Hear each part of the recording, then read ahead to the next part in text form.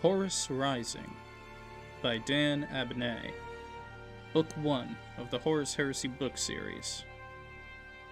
Chapter 4. Summoned. Ezekiel by name. A winning hand. She had asked what the planet was called, and the crew of the shuttle had answered Terra, which was hardly useful. Mercedes Ollerton had spent the first 28 years of her 29-year life on Terra, and this wasn't it. The iterator sent to accompany her was of little better use. A modest, olive-skinned man in his late teens, the iterator's name was Mead, and he was possessed of a fearsome intellect and precocious genius. But the violent suborbital passage of the shuttle disagreed with his constitution, and he spent most of the trip unable to answer any of her questions, because he was too occupied retching into a plastic bag. The shuttle sat down on a stretch of formal lawn between rows of spade and pollarded trees, 8 kilometers west of the high city. It was early evening, and the stars already glimmered in the violet smudge at the sky's edges. At high altitude, ships passed over, their lights blinking. Mercedes stepped down the shuttle's ramp onto the grass, breathing in the odd scents and slightly variant atmosphere of the world. She stopped short. The air, oxygen-rich, she imagined, was making her giddy, and that giddiness was further agitated by the thought of where she was. For the first time in her life, she was standing on another soil, another world. It seemed to her quite momentous, as if a ceremonial band ought to be playing. She was, as far as she knew, one of the very first of the Remembrancers to have been granted access to the surface of the conquered world.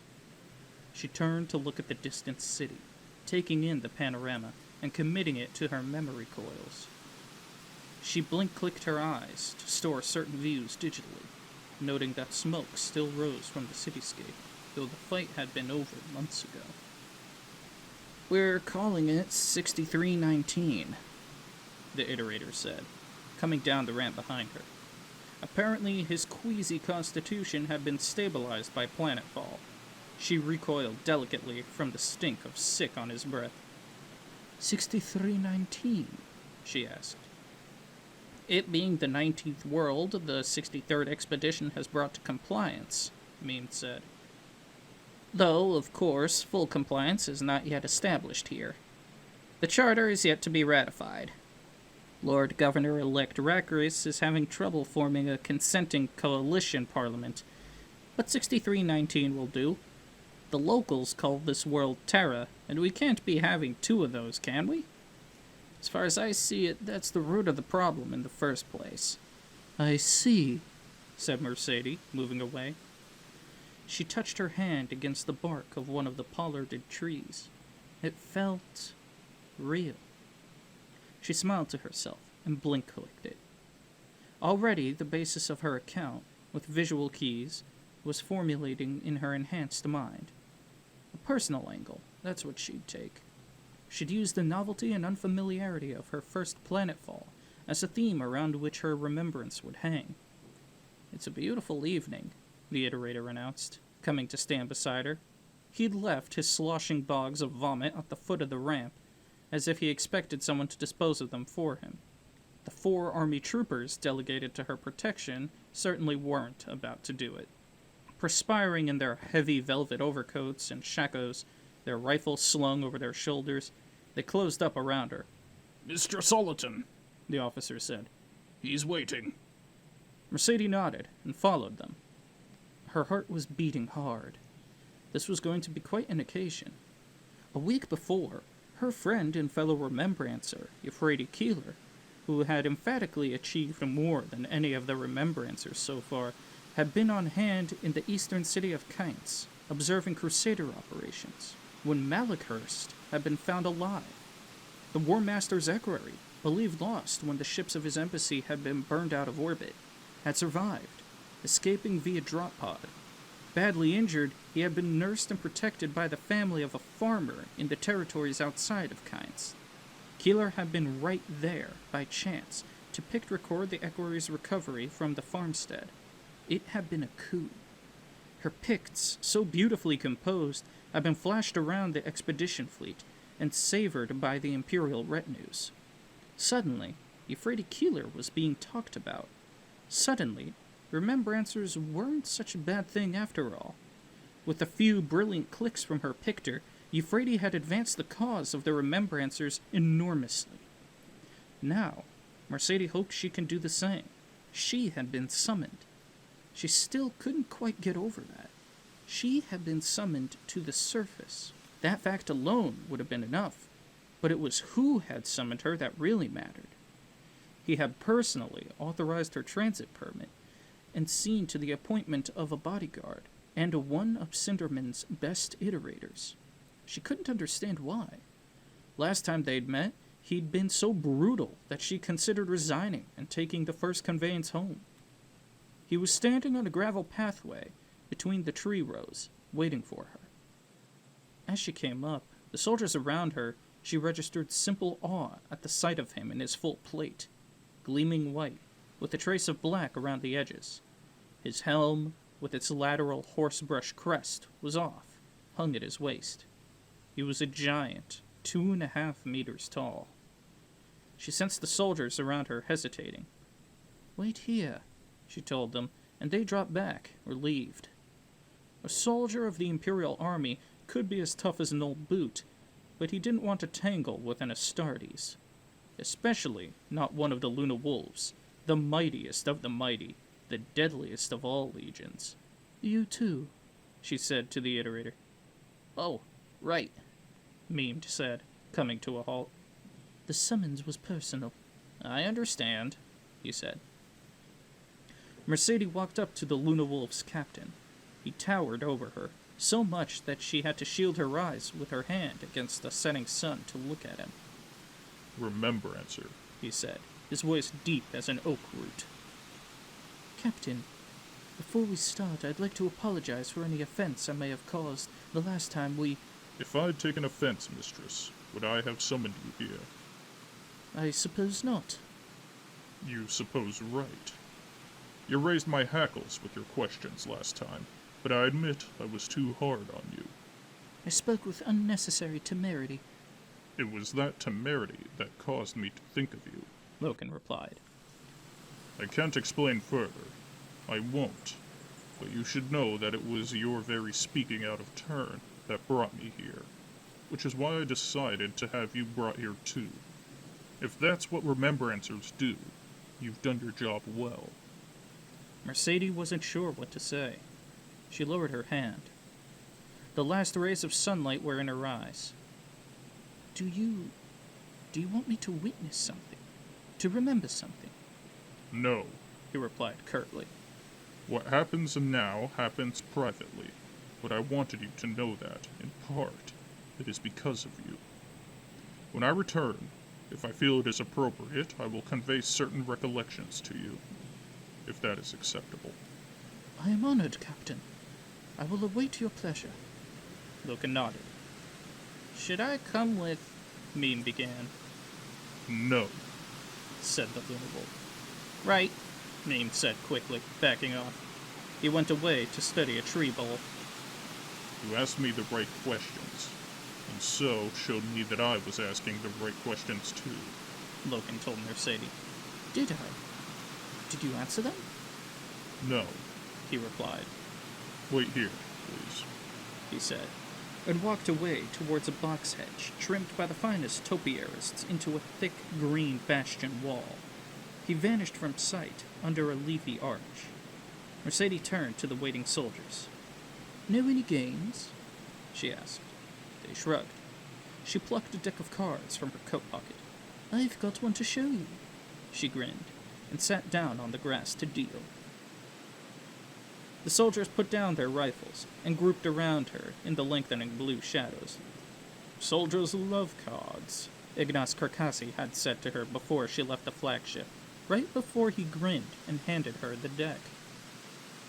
Beyond the high hedge, an ornamental water garden lay in shadowy ruin, the height of the hedge and the neighboring trees just now becoming spiky black shapes against a rose sky, screened out what was left of the direct sunlight. The gloom upon the gardens was almost misty. The garden had been composed of rectangular ozolite slabs, laid like giant flagstones, surrounding a series of square, shallow basins, where lilies and bright water flowers had flourished, in pebbly sinks fed by some spring or water source. Frail ghost ferns and weeping trees had edged the pools. During the assault of the High City, shells of airborne munitions have bracketed the area, felling many of the plants and shattered a great number of the blocks.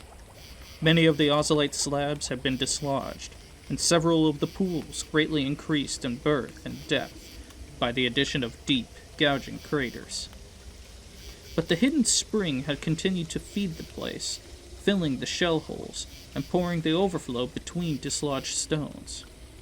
The whole garden was a shimmering flat pool in the gloom, out of which tangled branches, broken root balls, and asymmetric shards of rock stuck up in miniature archipelagos.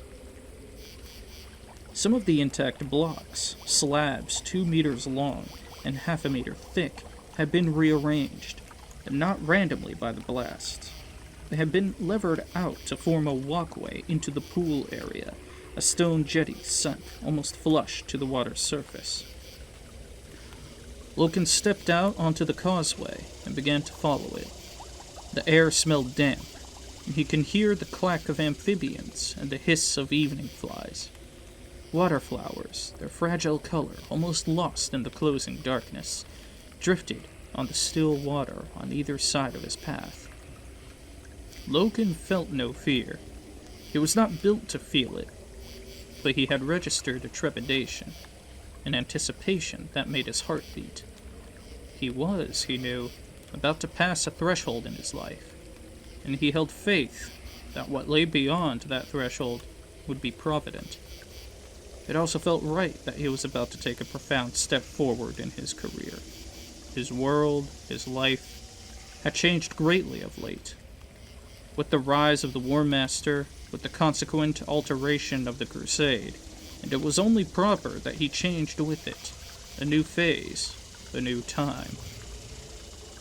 He paused and looked up at the stars that were beginning to light the purpling sky. A new time, and a glorious new time at that. Like him, mankind was on a threshold, about to step forward into greatness.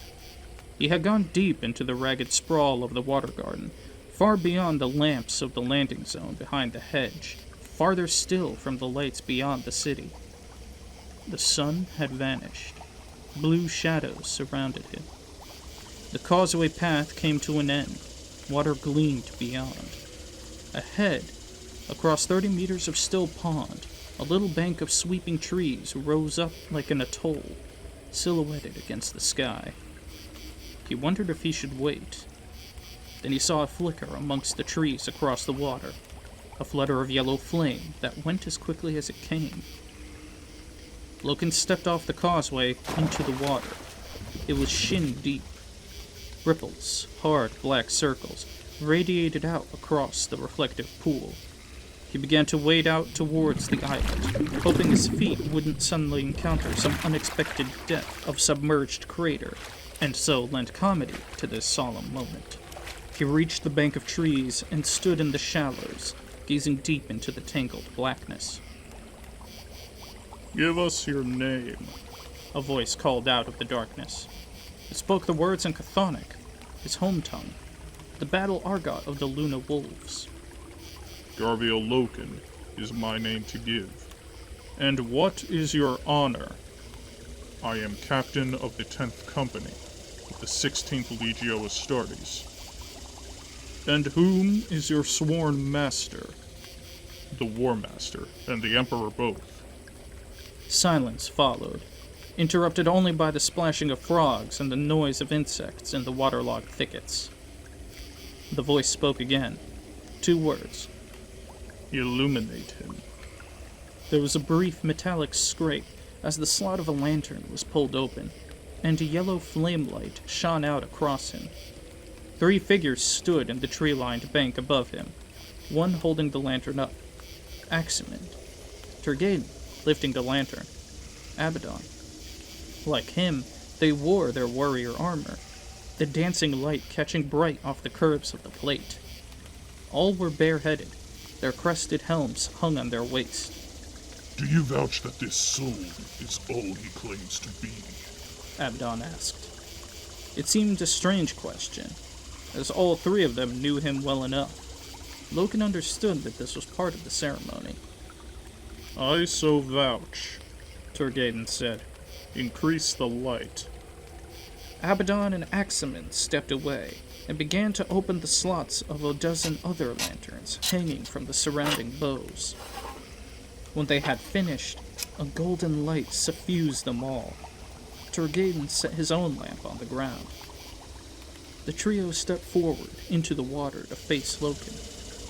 Tariq Turgaden was the tallest of them, his trickster grin never leaving his face. Loosen up, Garvey, he chuckled. We won't bite. Loken flashed a smile back, but he felt unnerved. Partly, it was the high status of these 3 men, but he also hadn't expected the induction to be so ritualistic. Horus Aximand, captain of 5th Company, was the youngest and shortest of them, shorter than Loken. He was squat and robust, like a guard dog. His head was shaved smooth and oiled, so that the lamplight gleamed off it. Aximand, like many in the younger generations of the Legion, had been named in honor of the commander, but only he used the name openly. His noble face, with wide-set eyes and firm, straight nose, uncannily resembled the visage of the War Master, and this had earned him the affectionate name Little Horus. Little Horus Aximand, the devil dog in war, the master strategist. He nodded greeting to Loken. Ezekiel Abaddon, 1st Captain of the Legion, was a towering brute, somewhere between Loken's height and Turgaden's. He seemed greater than both due to the cresting topknot adorning his otherwise shaved scalp. When his helm was off, Abaddon bound his mane of black hair up in a silver sleeve that made it stand proud like a palm tree or a fetish switch on his crown. He, like Turgaden, had been in the Mournival from its inception. He, like Turgaden and Aximand both, shared the same aspect of straight nose and wide-spaced eyes, so reminiscent of the War Master, though only in Aximand were the features an actual likeness. They might have been brothers, actual womb brothers, if they had been sired in the old way. As it was, they were brothers in terms of gene source and martial fraternity. Now Loken was to be their brother too. There was a curious incident with the Luna Wolves Legion of Astartes, bearing the facial resemblance to their Primarch. This had been put down to conformities in the gene seed, but still, those who echoed Horus and their features were considered especially lucky, and they were known by all men as the Sons of Horus. It was a mark of honor, and it often seemed the case that sons rose faster and found better favor than the rest. Certainly, Loken knew for a fact, all the previous members of the Mournival had been Sons of Horus. In this respect, he was unique. Loken owed his looks to an inheritance of the pale, craggy bloodline of Chthoniya. He was the first non-son to be elected to this elite inner circle. Though he knew it couldn't be the case, he felt as if he had achieved this eminence through simple merit, rather than the atavistic whim of physiognomy. This is a simple act, Abaddon said, regarding Loken. You have been vouched for, and proposed by great men before that. Our Lord and the Lord Doom have both put your name forward. As of you, sir, so I understand, Loken said. Abaddon smiled. Few match you in soldiering, Garviel. I've had my eye on you, and you've proved my interest when you took the palace ahead of me. Look, there is no such thing, said Aximand gruffly. He only says that because he never has any, Turgaden grinned. I only say that because there is no such thing. Aximand objected. Science has shown us this, There is no luck. There is only success or lack of it. Lucky. said Abaddon. Isn't that just a word for modesty? Garviel is too modest to say. Yes, Ezekiel, I bested you. I won the palace, and triumphed where you did not, for he feels that it would not become him. And I admire modesty, young man.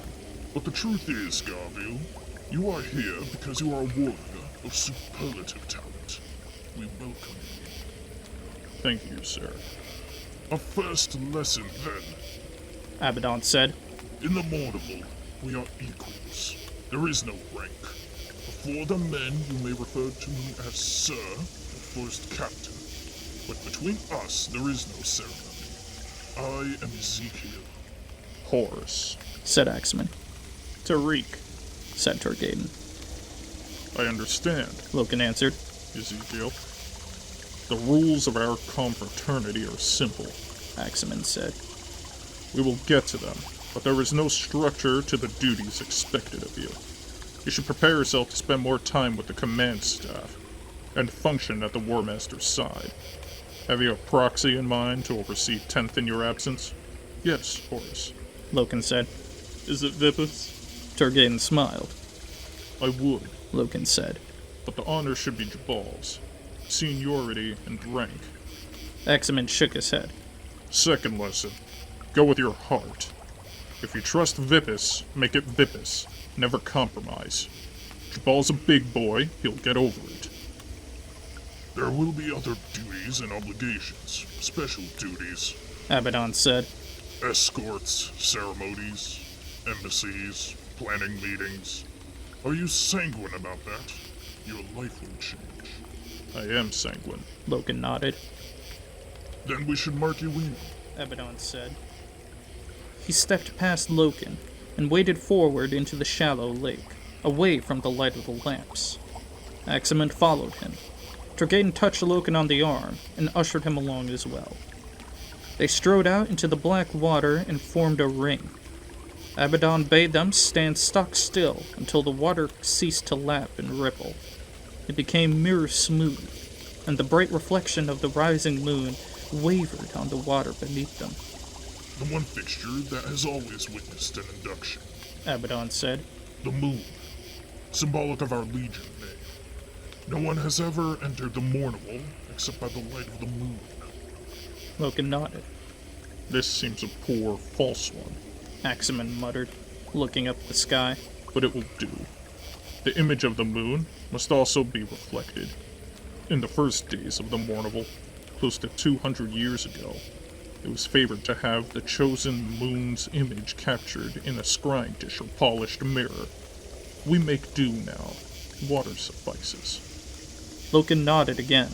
His feeling of being unnerved had returned, sharp and unwelcome. This was a ritual, and it smacked dangerously of the practices of corpse worshippers and spiritualists. The entire process seemed shot through with superstition and arcane worship, the sort of spiritual unreason Cinderman had taught him to rail against. He felt he had to say something before it was too late. I am a man of faith. He said softly. That faith is the truth of the Imperium. I will not bow to any fane or acknowledge any spirit. I own only the empirical clarity of the Imperial truth. The other three looked at him. I told you he was straight up and down, Torgaden said. Abaddon and Axeman laughed. There are no spirits here, Garviel. Abaddon said, resting a hand reassuringly against Loken's arm. We're not trying to ensorcel you. Axeman chuckled. This is just an old habit, a practice. The way it has always been done, Torgaden said.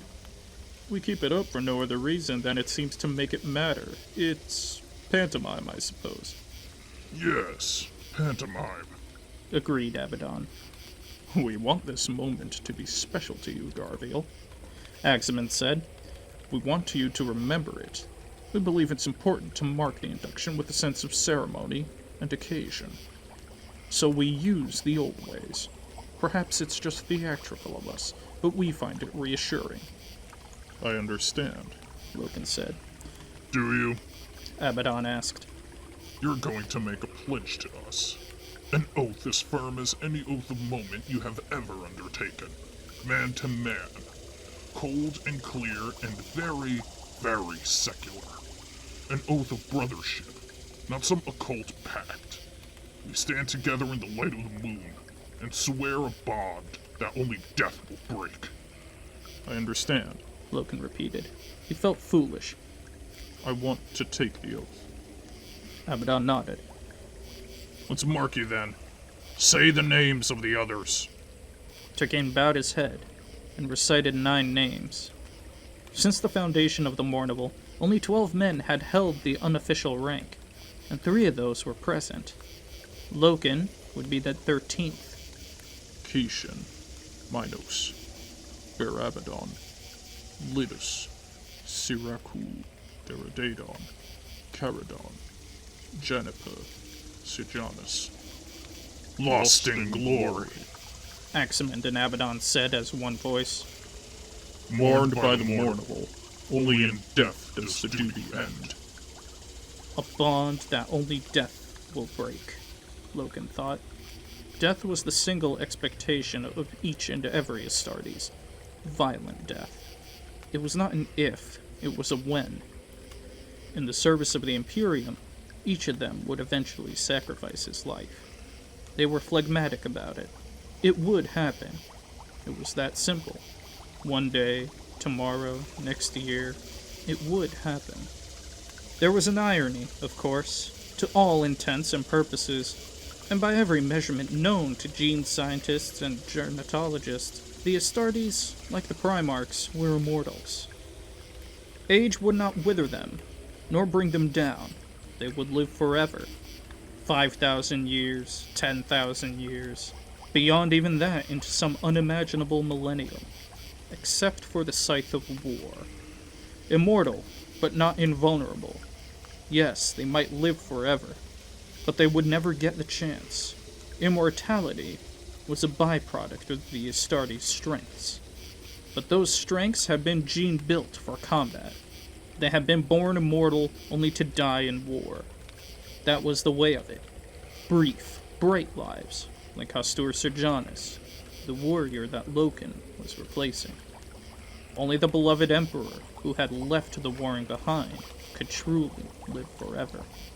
Loken tried to imagine the future, but the image would not form. Death would wipe them all from history. Not even the great first captain Ezekiel Abaddon would survive forever. There would be a time when Abaddon no longer waged bloody war across the territories of humanity. Loken sighed. That would be a sad day indeed. Men would cry out for Abaddon's return, but he would never come. He tried to picture the manner of his own death. Fabled, imaginary combats flashed through his mind. He imagined himself at the Emperor's side, fighting some great last stand against an unknown foe. Primarch Horus would be there, of course. He had to be. It wouldn't be the same without him. Loken would battle and die, and perhaps even Horus would die, to save the Emperor at the last. Glory. Glory like he'd never known. Such as an honor would become so ingrained in the minds of men that it would be a cornerstone of all that came after. The great battle, upon which human culture would be based. Then briefly, he imagined another death, alone, far away from his comrades and his legion, dying from cruel wounds on some nameless rock, his passing as memorable as smoke. Loken swallowed hard. Either way, his service was to the Emperor, and his service would be true to the end. The names are said, Abaddon intoned. and of them we hail Sejanus, latest to fall. Hail Sejanus! Turgaden and Aximand cried. Garviel Loken, Abaddon said, looking at Loken. we ask you to take Sejanus' place. What do you say? I will do this thing gladly. Will you swear an oath to uphold the confraternity of the Mournival? I will, said Loken. Will you accept our brothership and give it back as a brother? I will. Will you be true to the Mournival to the end of your life? I will. Will you serve the Luna Wolves as long as they bear that proud name? I will, said Loken. Do you pledge to the commander, who is Primarch over us all? Asked Aximand. I so pledge. And to the Emperor above all Primarchs, everlasting, I so pledge. Do you swear to uphold the truth of the Imperium of mankind, no matter what evil may assail it? Turgaden said. I swear. Do you swear to stand against all enemies, alien and domestic? This I swear. And in war, kill for the living and kill for the dead? Kill for the living, kill for the dead, Abaddon and Aximand echoed. I swear. As the moon lights us, Abaddon said. Will you be a true brother to your brother Astartes? I will. No matter the cost? No matter the cost. Your oath is taken, Garviel. Welcome to the Mournival. Tariq, illuminate us. Turgaden pulled a vapor flare from his belt and fired it off into the night sky. It burst in a bright umbrella of light, white and harsh. As the sparks of it rained slowly down onto the waters, the four warriors hugged and whooped, and clasping hands and slapping backs. Turgaden, Aximand, and Abaddon took turns to embrace Loken. You're one of us now, Turgaden whispered as he drew Loken close. I am, said Loken. Later, on the islet, by the light of the lanterns, they branded Loken's helm above the right eye, with the crescent mark of the new moon. This was his badge of office. Aximand's helm bore the brand of the half-moon, Turgaden's the gibbous, and Abaddon's the full. The four-stage cycle of the moon was shared between their war gear. So the Mournival was denoted. They sat on the islet, talking and joking, until the sun rose again. They were playing cards on the lawn by light of the chemical lanterns. The simple game Mercedes had proposed had long been eclipsed by the punitive betting game suggested by one of the soldiers. Then the iterator, Memed, had joined them, and taken great pains to teach them an old version of cups. Memed shuffled and dealt the cards with marvelous dexterity. One of the soldiers whistled mockingly. "Real card hand we got here," the officer remarked. "This is an old game," Memed said, "which I'm sure you'll enjoy. It dates back a long way, its origins lost in the very beginnings of Old Night. I have researched it, and I understand it was popular amongst the people of ancient America, and also the tribes of Franc. He let them play a few dummy hands until they had the way of it, but Mercedes found it hard to remember what spread one over what. In the seventh turn, believing she had the game's measure at last, she discarded a hand which she believed inferior to the cards Memed was holding.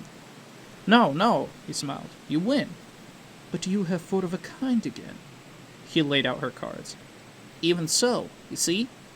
She shook her head. "It's all too confusing." "The suits correspond," he said, as if beginning the lecture, "to the layers of society back then. Swords stand for the warrior aristocracy. Cups or chalices for the ancient priesthood. Diamonds or coins for the merchant class, and baton clubs were for the worker caste." Some of the soldiers grumbled. "Stop iterating us," Mercedes said. Sorry. But you have Ace, Monarch, Empress, and Knave, a Mournival." "What did you say?" Mercedes asked, sitting up. "Mournival," Memed replied, reshuffling the old square-cut cards. "It's the old Frank word for the four royal cards, a winning hand." Behind them, away beyond the high wall of the hedge, invisible in the still night, a flare suddenly banged off and lit the sky white. "Winning hand," Mercedes murmured.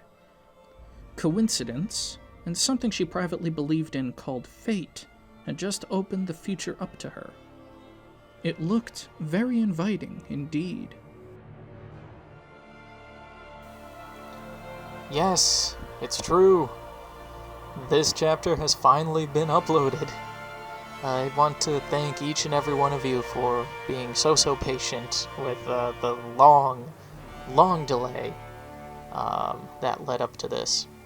but I want to thank all of you very much for your continued interest, and even now I still get words of support. It really means a lot. I had acquired a new job, actually, shortly after the upload of the last chapter, and suffice to say, it was just a massive new change in my life, a whole lot of new things to learn, whole lot of getting set up at the new job, and but I don't like leaving these kinds of projects unfinished. So don't worry, the rest of this book is going to be recorded and is going to be uploaded. I just don't exactly have as much time as I used to actually get these done. So I can't really promise any kind of set schedule, unfortunately. However, do keep an eye out if you've enjoyed these episodes that I've made. Again, thank you very much for just sticking with me for as long as you guys have. It really does just put a smile on my face, and it definitely serves as outstanding motivation for me to continue on this. Hope you guys enjoyed this chapter, and look forward to the next one. Have a good day.